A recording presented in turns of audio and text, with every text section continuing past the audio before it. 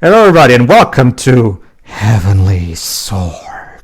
What is Heavenly Sword? Hey. It's a now long forgotten Sony IP that was originally meant to be one of the primary launch year games for the PS3.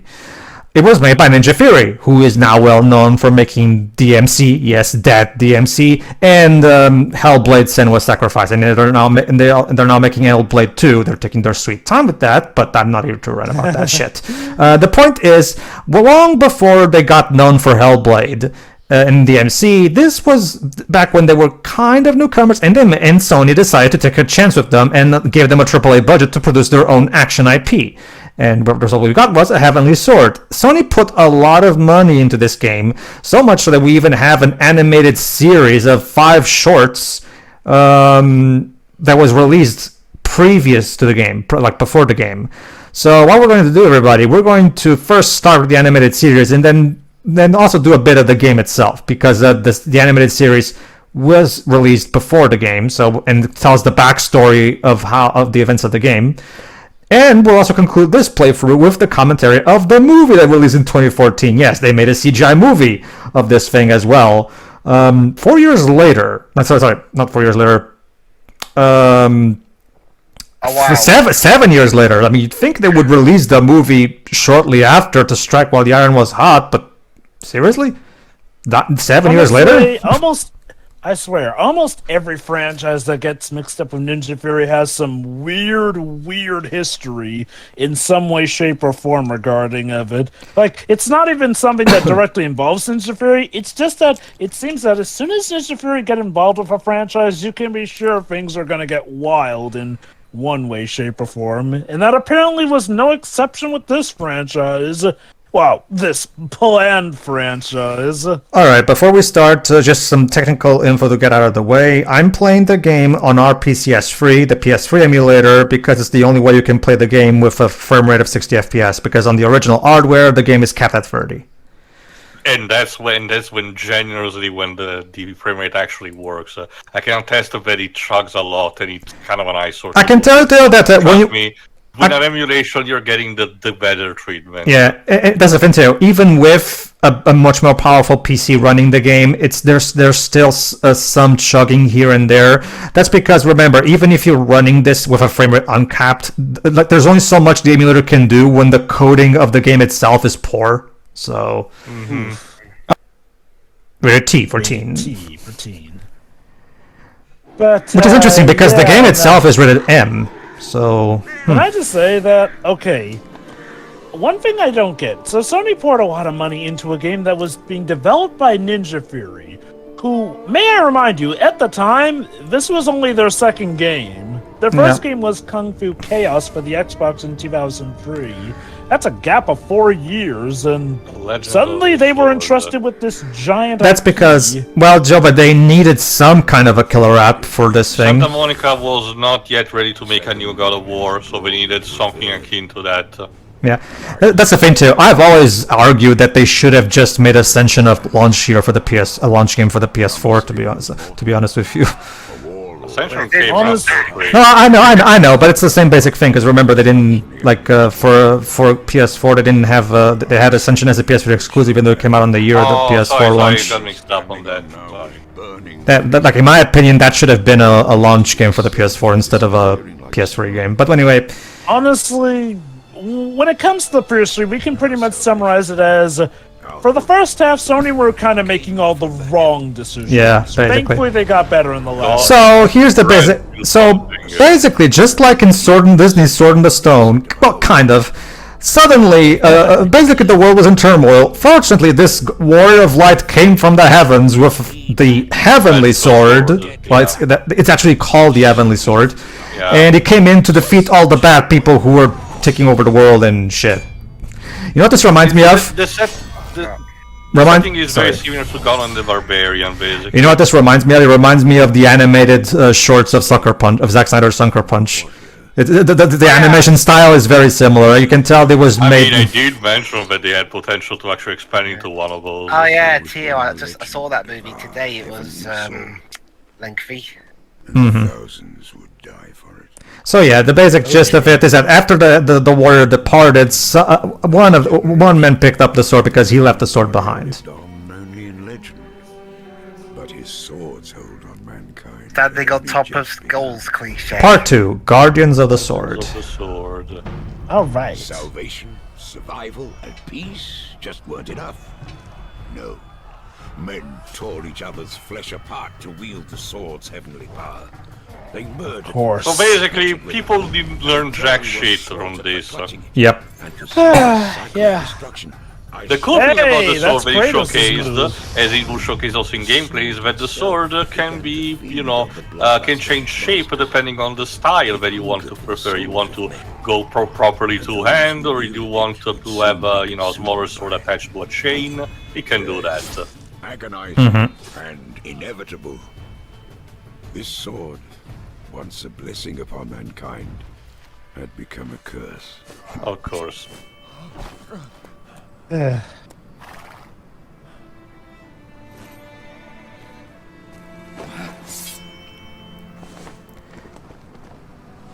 This guy's actually one of the primary characters of the game That itself. was the beginning of our clan's story. Which one's Andy He's Serkis' probably the one character? narrating. The villain. The villain, Bohan. You'll see Bohan in the game, when we get to it. Keep it from the grasp of mankind, and so protect the world from its insatiable appetite. So yeah, this clan decided to take care and guard the Heavenly Sword. Make sure it doesn't fall into human hands because humans can't be trusted. So be proud. For years, our clan Too much, like the Patriots would say, too much power for an immature species. waited for a day of glory so long foretold, when the legendary warrior would return to these lands and reclaim his heavenly sword. That's the title of the game. Exactly. It's like the sword itself. It's the name of the sword or something. Place of serenity and learning.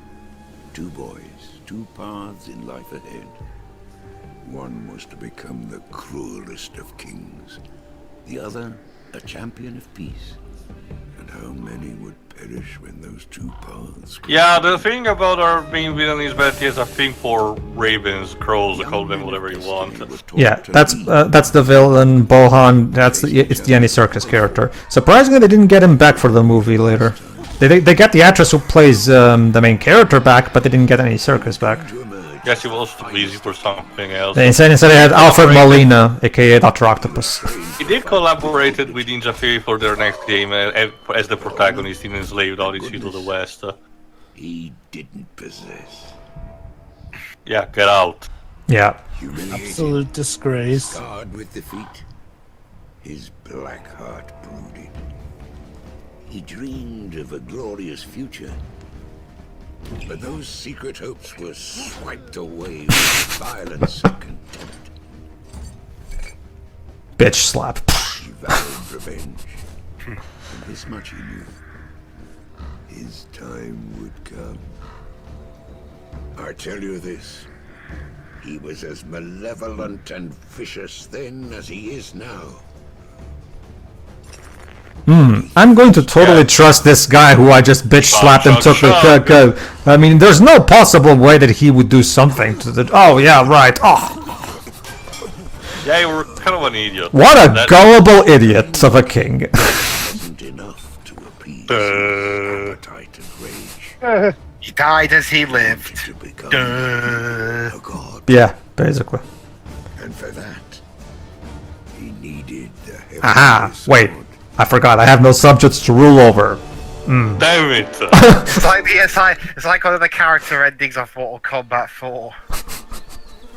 Protecting we the rule heavenly around sword with from no the one in greed of it? mankind Yep. was an unforgiving life for the clan. So yeah, obviously plenty of people try to take the sword. And knew that every step we took could be our last. Part 4, the divine birth. So basically there's a prophecy that the heavenly warrior from the beginning of the series will indeed reincarnate in a human at some point.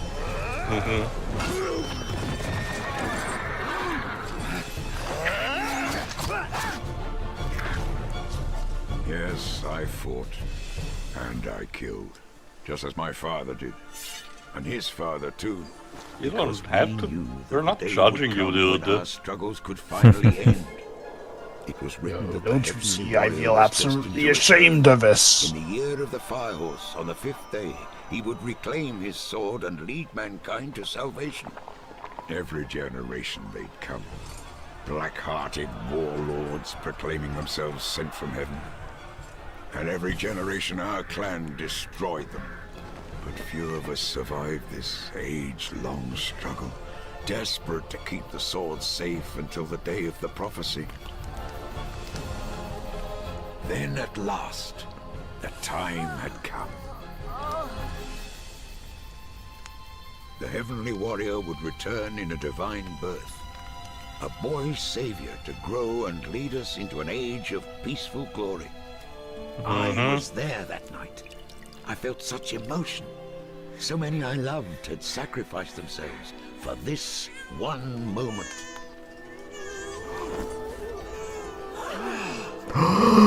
But, egad, what's this?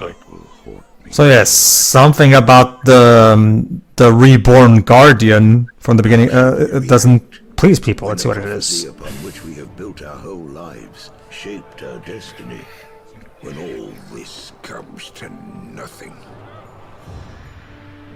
The Day day. of a warrior. Day of the So warrior. many were sacrificed. And even that fateful moment claimed one more treasured life. Damn. Of course, the mother died. Its savior She's no longer needed for the plot, so I'll wait with her. was born a worthless girl. Gasp! Oh no, it's a The death of girl. It's a girl. No, Like, you can't have the warrior be a girl. She'll put all her cute cooties all over the sword. Okay. Okay. They were going to kill her! Yeah, he's gonna kill her because she's a Okay. girl. He was expecting a boy. So I guess we're to assume that sexism is a thing in this universe. Yeah, I mean, it is. don't Oh, get trust me, wrong. it is. It is. And pretty much everybody is a misogynist in Heavenly Sword. Go on. Oh, If you great. don't remember, Trevor, if you know anything about Tamim and his cronies, Yep. you don't know that when they want to have a message in a game, they're not exactly subtle about it. blamed for everything. Yeah, I was about to say, this definitely feels like a Ninja Fury game in the tone and whatnot. No, Fortunately- don't get me wrong. That being said, I can already tell because from what I do actually know about the story, I actually like this protagonist Nariko as a character. Yeah, Nariko proves herself capable. Close to crushing. But as we're going to see in the game itself, her adopted father never really truly got over the fact that you girl. So I mean, okay. Sounds really I- pathetic. I get that sexism is inherently stupid, but I don't really get the context of this world. Like, are women just that frowned upon? That's a good observation, also 300. That's a good observation, Joel, because I mentioned the comparison with God did with Conan the Barbarian. In that movie series, most of you were an age. Despite the offer being from the time, let's just say that it's kind of similar to the offer of Tarzan in terms of, ideals. The way the setting is for the Iborian Age was that whilst things like sexism, racism, and homophobia were present, a person could prove their worth just by strength alone because it was an age where might was making it right in the most literal sense. So no matter who you were, if you were proving capable of beating the shit out of someone, you would have gotten respect no matter who you were. It's Yeah, kind of weird, fucked up, but it fits the kind of prehistoric fantasy that the setting was going for. This, however, is a bit more skeevy. so Okay, yeah. before we get to the game, let me just explain my issue with this. It's the fact that it literally comes out of nowhere. Like, Yeah. up until the point where the baby is born, we have no reason to believe that, oh, it's a sexist world and whatnot, because I recall seeing some women fighting prior. Granted, maybe it was just the art style and it was only men fighting, but even still, nothing suggests that they're this male chauvinist society, but then at the last minute, suddenly we get, oh, it's a girl, how terrible. Don't get me wrong. If you want to use a message like this, well, that's fine. The problem is that, going off of my past experience with Ninja Fury games, I just get the feeling it's going to be an excuse to have this world be, oh, crapsack, terrible, with an annoying tone and whatnot, that has the heroine constantly proving herself, but we'll constantly have to put up with it for no other reason just to be that they're trying to make a message. Mm-hmm. That's what we'll have to find out. Alright, everybody. Now let's actually get into the game itself. Alright, let's just build don't worry, that's the emulator CPU cache. Let's build it real quick, and there you go. I was about to say, her outfit looks slightly different here than it did in that series. Ninja Fury. It There was you are. more stylized, Drova, in that case. I prefer this logo to the non-logo they have now. That's the thing, Dweebs. In general, a lot of companies nowadays want to have oversimplified logos, and I don't understand why. Alright. As for how... Alright, yeah. So the game literally starts right around the moment that the animated series finishes. Alright, so being a Sony first-party game, it actually get properly localized everywhere, including my country with a full-blown dub and everything, which is why there was like a language selection there. Yeah, our title screen is not exactly the best, as you can see, but... I mean, I will give... Okay, final battle. Oh, well, wait, Oh, whoa, we're Wait, starting yeah, with so the we're- final Yeah, battle. in medias res, Yes. Dwibs. Your favorite, Drova. goody. I 23 years ago. the trope for anything. Also, I would say the coding of these subtitles is terrible. There's Yes. barely any shading. Yeah. Also, I know this is just first impressions, but that voice actress is not selling me. Promised land. Yeah. She Let me sounds check. like I'm she's not on positive. horse drink. She's better in... She's an Australian actress. She's better in other scenes aside from this, but yeah, she's not exactly right. They want to showcase how many polygons they have sporting in the graphics. So I love how it just ends on a zoom in on her eye. I thought All we're right, supposed to time go to into kick her some eye. ass. so we immediately start with a kind of battle tutorial thing. So in typical hack and slash games, square for a light attack and triangle for a heavy attack. Again, Drova, you can see already stuff like the Vaseline on the lens and everything, and how busy the screen kinda is. Trust me, the emulator is doing you still a favor, because I can tell you for a fact, in the original release, everything launch title for the PS3, everything is incredibly grainy. Yeah, you can also press Yeah, circle well, to do, as they call it, super style attacks. Yeah. I've made it no secret. I'm not really that big a fan of Ninja Fury. I'm actually not surprised that they eventually opted to Ooh. be bought by Microsoft, because even they realized stuff wasn't working as much. But I will try and give this game a good first fair shot. In heaven. And yeah, as you might have noticed, one of Nariko's super style attacks is literally land. There you go. That's Andy There's Andy Serkis. Serkis. Yeah, if there's one thing I will definitely say is that for a 2007 game, the mocap is really good. In fact, they actually got Andy Serkis not only to play the villain, but to help with the mocap of the game. So, and I mean, Andy Serkis is the mocap god. So, you mean you can't really get anyone better than that. Peter So, Jackson's King Kong. yep. That being said, while his character's expression seemed nice, the expression Yeah, from that the he female could have been protagonist better. here is Yeah. like seriously, look how good his expressions are. Why can't hers be as good? I mean, she's supposed to be suffering in pain right now, so I get why the wide mouth open, but still. Yeah, the rendering just is not. So there you go. The game ends with Nariko dying. So we already know that Nariko is going to die, which already starts with my first. Immediately, I already have a problem with this game. I already know my character is going to die at the end. So is there really any tension in this story? Maybe the twist is that she comes back to life? I had never been one for prayer. I hope so. Otherwise, yeah, that really does make the journey feel There was pointless. a time when I wished one Again, it's part of Ninja Fury's story of style storytelling. Yes, I acknowledge that sometimes they have an idea, but sometimes it feels like they want to just do stuff to Oh, hold on, shock Jova. the player. Check this out. Check it out. Oh, was it just a bad dream?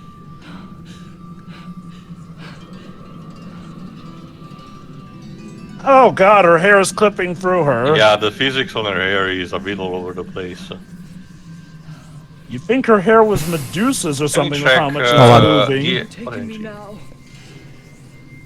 Please. Please don't stare into my soul like that. Why are you looking at me? This is one of those games. This is one of those games that treats basically the the player as a sort of deity. Like there's a bit of medium awareness. I will say this. They want to have these emphasis on the vocab, so there's a level of interactivity you want to put as well. Wait, see, now she actually sounds better acting wise. I mean, Yeah. okay. I will be fair. Yeah. So now we get our menu. Okay, and by the way, there you go too. Motion sensors can be turned off. So, all right.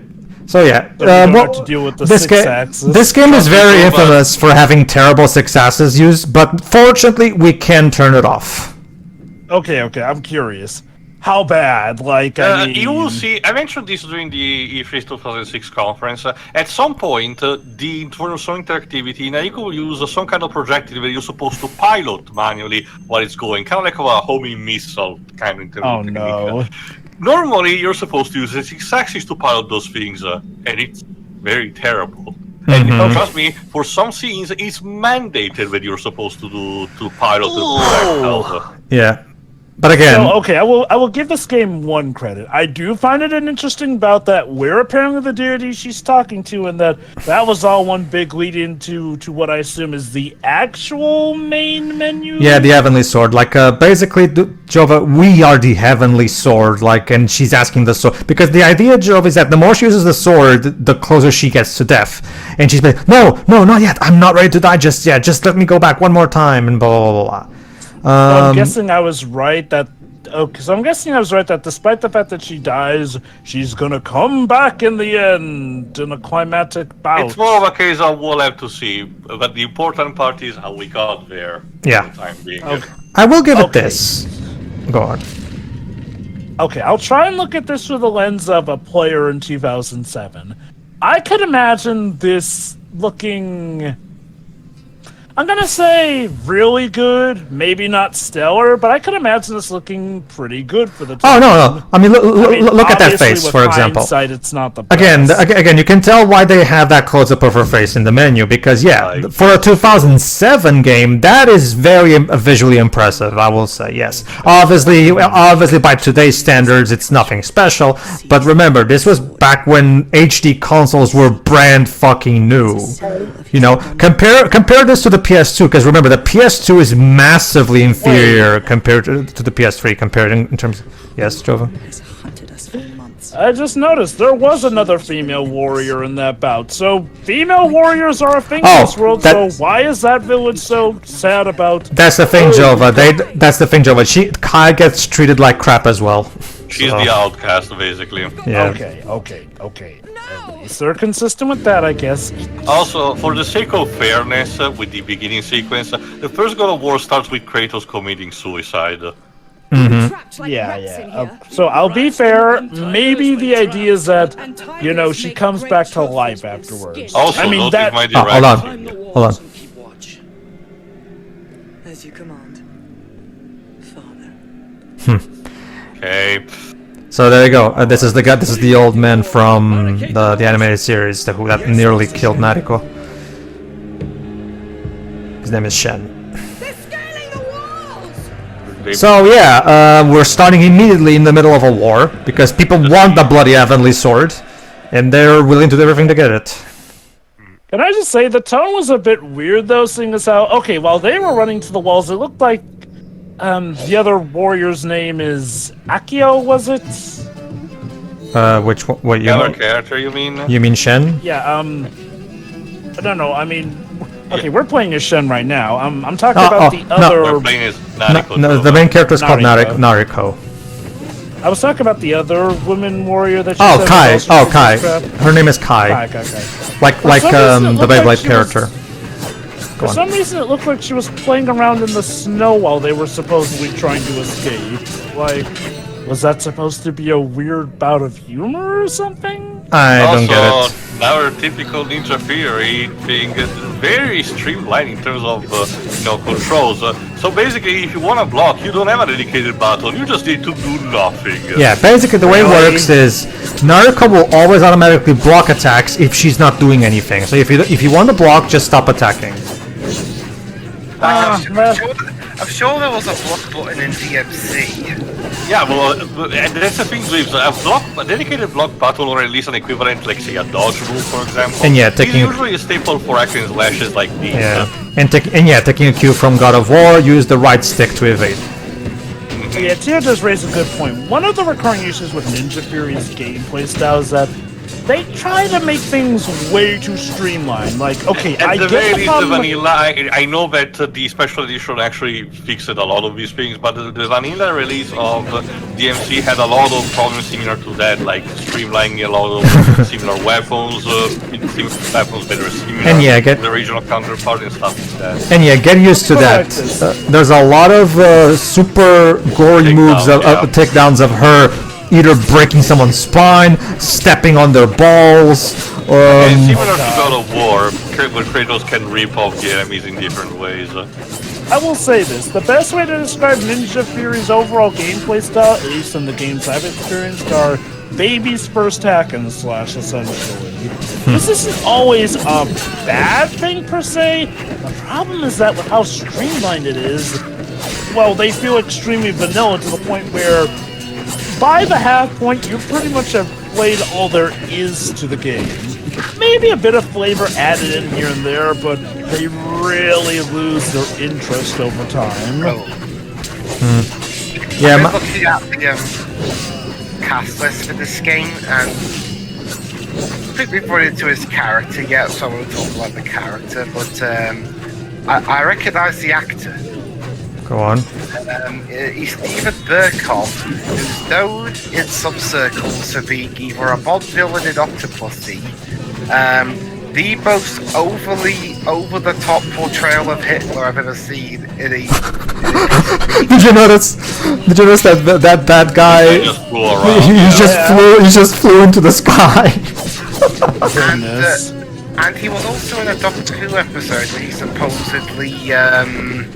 where he supposedly sabotaged the production by being deliberately bad at his acting. Suffice to say, so far from what I've seen, I am not a fan of the guy. Okay, so to be fair, okay, so look, my only other major experience with in Ninja Fury is Hellblade, where I appreciate what the story was trying to do, but the gameplay I didn't find the game particularly well designed. Anyway, cutscene.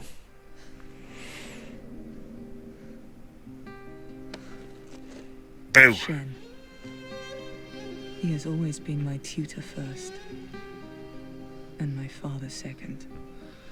Yeah, Nariko, let's just say even worse than that. And There you go. the death of my mother were hard for him. I fear that part of him can never truly forgive me for that. There, look. Did he love her mother or something? They should battle if you want her fault. Okay. Supposedly, Jova. Oh no, okay. We don't know anything about Lovejoy, but supposedly it was he who impregnated the mother to begin with. When Nariko successfully but blocks an that being attack, said- she can counterattack by pressing triangle, like so. Go on, Jova. So apparently, in addition to her being a girl, he's mad that her birth It's the caused classic another- parent mad at the child that the other parent died during Honestly- for circumstances. Honestly, I feel like they should have just gone ahead with having him be her actual father. For the Like, record, okay, Joe, in case you're wondering, 3 writers for this. Tamim himself, of course, Andy Serkis, partially responsible for writing this, and the daughter of Terry Pratchett, Rihanna Pratchett, which I do know for a fact from at least a couple of her expertise, she actually is a good writer. I'm gonna guess we can probably blame most of the problems of the story on Tamim, since he's Yeah. the one recurring factor. Okay. To be fair, Tamim is apparently, at least according to Wikipedia, is not the only writer for the story. I literally just mentioned that. Tio already mentioned that there were 3 writers. It's just that of the 3, Tamim's definitely Yeah, I kind of the literally iffy one. mentioned that with. Not to mention to me, Okay, I should mention the gameplay audio is a bit loud, so I couldn't quite hear everything you said.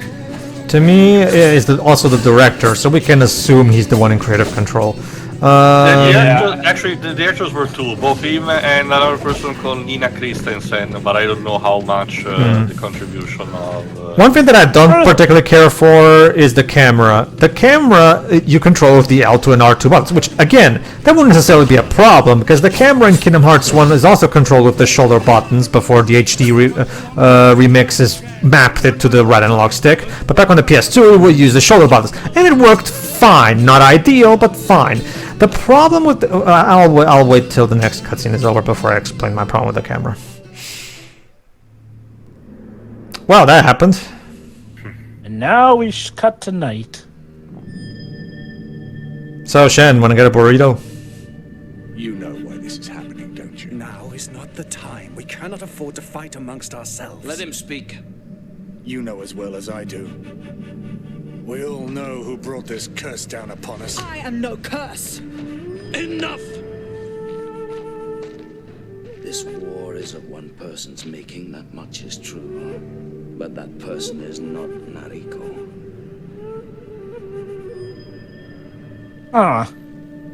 This Come on, Shen. How long have we known each other? Stop hiding from Okay, the for as much as the story talks about how Shen's a dick to Nariko, and yeah, we did see that one bit, he's not as bad as the story seems to suggest. Granted, we're only barely into it, so maybe we'll see some other scenes with it. But it wouldn't be the first time a Tamim story has says something but done something else. Honestly, based on what little I've seen of this stuff so far, Tamim kind of comes across to me as the Zack Snyder of video games. Oh, trust me, Oh, Pedro. boy. You should know how he wanted to sell DMC during the marketing. Oh boy. Okay, I will say this. I will take Snyder over Tamim any day. Like, Again, I'm Snyder just waiting for the definitely... time being about how when the cutscene. Who voices actually Kai? I don't know. Oh, apparently... I'll check. Nariko. Apparently, Kai has the mindset of a child for Yes, some reason? yes, she does. Lydia Bax. Okay. She's kind of like Gao from Final Fantasy VI.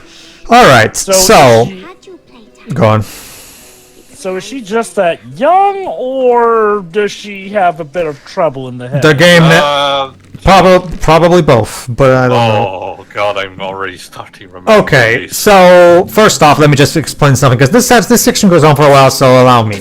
Here's the problem with the way the camera works. When you press L2 or R2, the camera itself, you don't actually spin the camera like you would in a normal game. Instead, when you hold R2 button, the camera will veer away on that direction to the other side, but if you let go of the shoulder button, the camera will go back to center position. Please tell me this is not also how these shooting sections work, like... No. Please tell me you're able to aim properly. No, you can aim. No, Joe, but the other three sections are somehow even worse. Okay, so here, let's just go for one. Okay, yes. Basically, you aim with the right stick, the left stick, and you press square to shoot. Nothing problem. And yes, they tried to use the success with this shit, but again, if you can turn it off and just use the left stick to guide the arrow, like so. Like this. Now imagine me not knowing this and having to try to do that with the 6-axis. Yeah. Probably you and most players at the time. Like an idiot. See, here's the thing, Teo. Even when you do turn off the 6-axis, it's still not great. Let me explain why. Yeah, I can see that. You can tell, Teo. Here's my theory. What they probably did is they originally designed this mechanic with the 6-axis in mind, but later in development, when they realized that the 6-axis was terrible, they added an option to remap the mechanic to the analog stick. But since the mechanic was originally not designed with an analog stick in mind, the controls still are stiff. It's of course better than using the 6-axis, but yeah, you can tell that this thing was originally, again, I have no evidence of this, but I'm genuinely convinced that this was originally not going to be using the analog stick. And like I said, Jova, there will be sections. Like I said, Jova, there will be sections where guiding the projectiles like this will be mandatory for story reasons. Yes. If I may ask, so is the story implication that we, the gods, are directing the arrow when we do this? It's more of a, you know, similar to those anime scenes where the characters does take aim, but you know the projectile seems to be guided on a bit of its own because it's the perfect trajectory. Again, I suspension of disbelief. I can believe this. Okay, fair enough. So yeah, so I'm guessing whereas Narika is the swords master. Sorry, Nariko is the swords master. Her friend here is the archer. Yeah, Basically, yeah. Although we're actually even Nariko herself is gonna have her own shooting / turret section, so look forward to that in part What's the 2. point of his character then? Well, I guess okay. I guess to be fair, I mean there's not turrets everywhere in the world, so obviously her crossbow would be useful in forests and shit. So. But true, you know. Maybe it'll turn out fine. Okay, so the game never really explained, but I get the feeling I'm supposed to just have my killing count be bigger than my miss counter. Okay, later on we're going to have another shooting section where you have to hit a certain quota of dead enemies, so that's simple enough to figure out.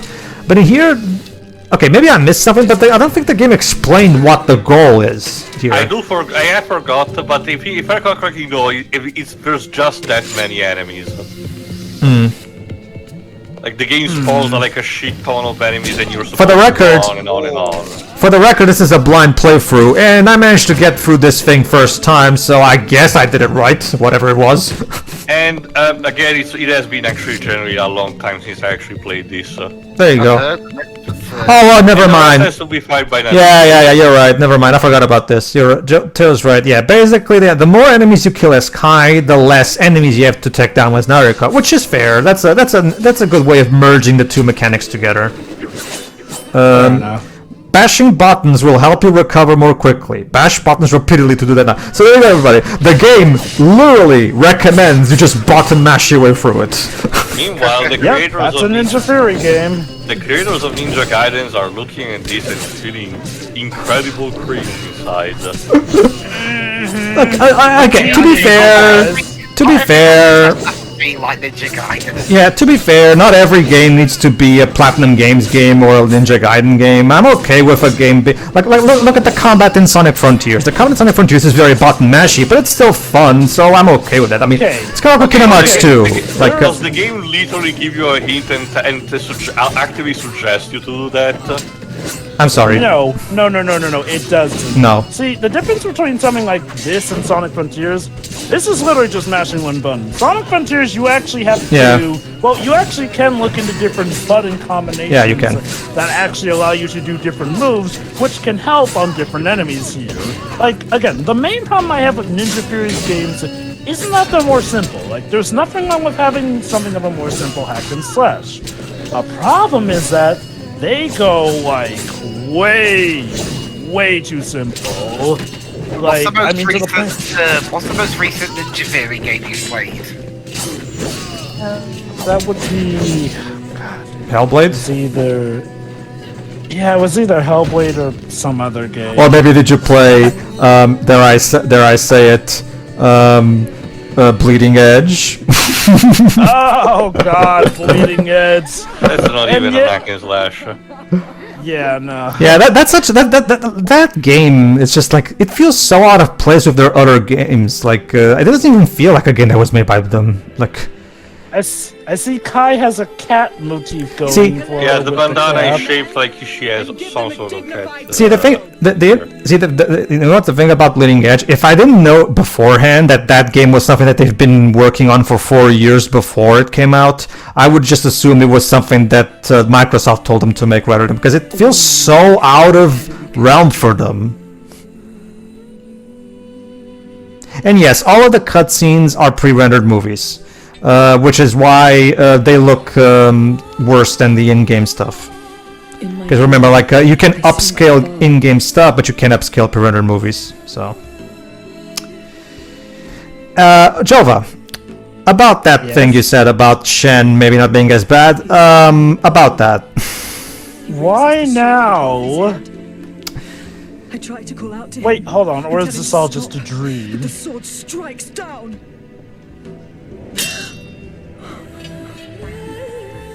Well, your dream just came true. Yeah, turns out she has plenty of dreams of this, but this time it's not a dream, she says. Wait, hold on. Or is he giving her the sword Yeah, he's giving her the heavenly sword.